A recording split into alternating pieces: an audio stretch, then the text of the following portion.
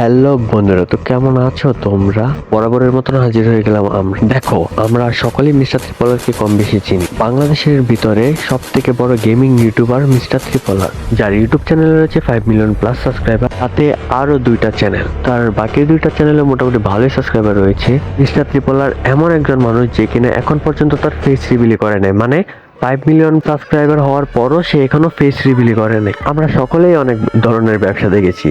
কেউ করে বউ ব্যবসা, মানে কাপল ব্লগার, অনেকে করে দেহ ব্যবসা, আর এখন চলছে ফেস রিভিলের ব্যবসা।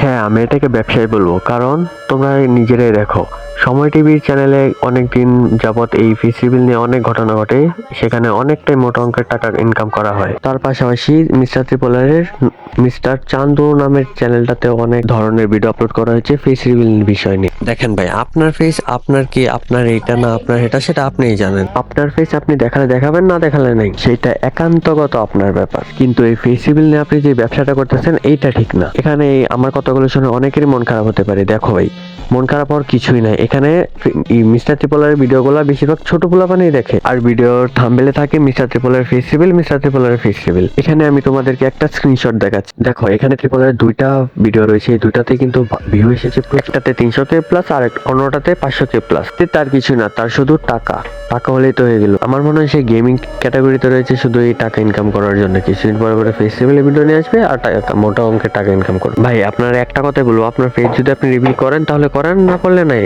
এইসব এরকম ভাবে ভিডিও আপনি দিয়েন না। ভিডিও এই পর্যন্তই, দেখা হচ্ছে নতুন কোনো ভিডিওতে। টাটা।